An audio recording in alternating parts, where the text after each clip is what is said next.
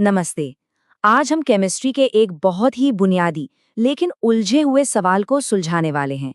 आखिर उन चीजों को गिना कैसे जाए जो इतनी छोटी हैं कि दिखाई तक नहीं देती। तो हम शुरुआत करेंगे एक बहुत ही बेसिक सवाल से, फिर उसे सुलझाने के लिए कुछ तरीके देखेंगे और फिर समझेंगे कि इस एक सॉल्यूशन ने केमिस्ट्री की पूरी दुनिया को कैसे बदल कर रख दिया। तो ठीक है, चलिए शुरू करते हैं। और शुरुआत एक ऐसे सवाल से करते हैं जो सुनने में ही नामुमकिन सा लगता है। असल में यही वो सबसे बड़ी चुनौती थी जो केमिस्ट्स के सामने थी, कि एटम्स की वो अनदेखी दुनिया और हमारी दुनिया, जहां हम चीज़ों को लैब में तौल सकते हैं, इन दोनों को आपस में जोड़ा कैसे जाए। हाँ, ये सब देखने में थोड़ा कॉम्प्लिकेटेड लग सकता है, लेकिन यकीन मानिए इस चर्चा के आखिर तक इसके पीछे का जो लॉजिक है ना, वो बिल्कुल साफ हो जाएगा। तो मतलब ये है कि हम यहाँ बात कर रहे हैं एटम्स और मॉलिक्यूल्स की, जो किसी भी चीज़ के, किसी भी पदार्थ के सबसे बेसिक, सबसे बुनियादी हिस्से होते हैं। अच्छा, तो अब आगे बढ़ते हैं। देखिए, किसी भी चीज़ को गिनना हो या तौलना हो, सबसे पहले क्या चाहिए? एक स्टैंडर्ड यूनिट ऑफ मेजरमेंट, है ना? एक मानक इकाई। अब ग्राम वगैरह तो बहुत बड़ी यूनिट्स हैं, एटम के लिए काम नहीं आएंगी। तो वैज्ञानिकों ने खास तौर पर एटॉमिक स्केल के लिए एक स्पेशल यूनिट बनाई, जिसे कहते हैं एटॉमिक मास यूनिट, या शॉर्ट में एएमयू। अब एक रेफरेंस पॉइंट तो चाहिए था ना, कोई भरोसेमंद पैमाना। तो उन्होंने क्या किया, एक आम से कार्बन एटम, कार्बन 12 को चुना और फिर बाकी सभी एटम्स का मास उसी के हिसाब से तय कर दिया। और ये कमाल की बात है, इससे ये साफ हो जाता है कि हम कैसे बस अलग अलग एटम्स के मास को जोड़कर पूरे पूरे मॉलिक्यूल्स का मास निकाल सकते हैं, जैसे O2, NH3 या CO2 का। लेकिन एक मिनट, अमू अभी भी एक बहुत ही छोटी, मतलब एक थियोरेटिकल यूनिट है।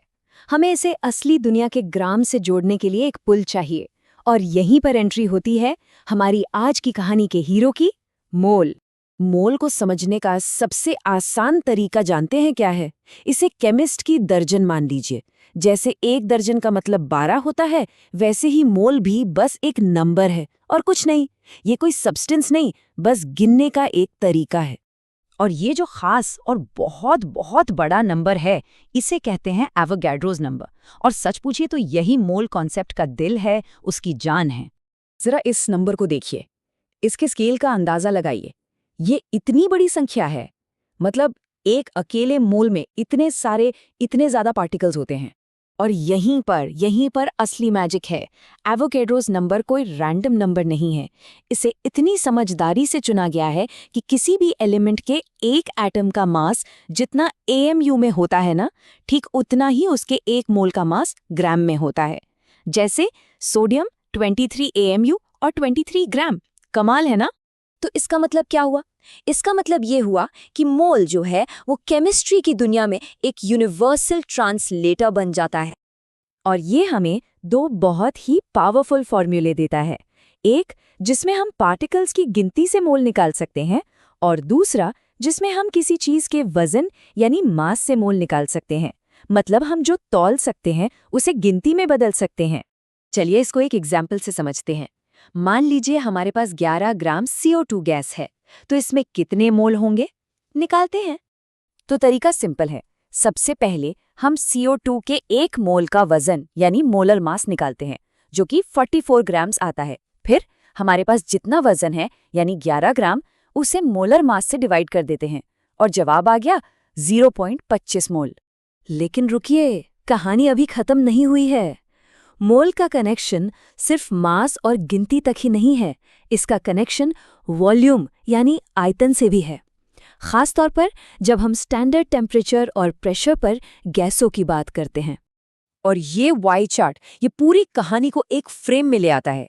देख सकते हैं कि कैसे मोल बिल्कुल सेंटर में है, एक ऐसा हब जो मास, पार्टिकल्स की संख्या और गैस के वॉल्यूम, इन तीनों को आपस में जोड़ता है। तो सवाल ये उठता है कि ये सब इतना जरूरी क्यों है? हम ये सब कर ही क्यों रहे हैं? इसलिए क्योंकि एटम्स को गिनने की यही काबिलियत हमें केमिस्ट्री के सबसे बुनियादी नियमों को समझने का मौका देती है।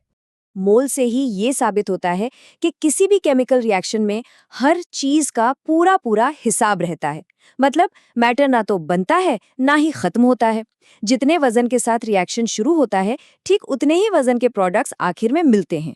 और यही कॉन्सेप्ट केमिस्ट्री के दूसरे बड़े नियमों की भी नींव रखता है, जैसे कि लॉ ऑफ डेफिनेट प्रोपोर्शंस, जो कहता है कि पानी H2O हमेशा एक ही अनुपात में बनेगा, या लॉ ऑफ मल्टीपल प्रोपोर्शंस। ये सब नियम मिलकर एक ही बात साबित करते हैं, केमिस्ट्री कोई तुक्का नहीं है, ये सटीक और गिने चुने अनुपातों का खेल है। तो अब हम एटम्स को गिन सकते हैं, रिएक्शंस को बैलेंस कर सकते हैं, लेकिन ये काबिलियत ही केमिस्ट्री में एक नया और बड़ा सवाल खड़ा करती है। क्या होता है जब किसी रिएक्शन में एक चीज दूसरी चीजों से पहले ही खत्म हो जाए? उस रिएक्शन को कौन सी चीज कंट्रोल करेगी? और यहीं से एक नई कहानी शुरू होती है।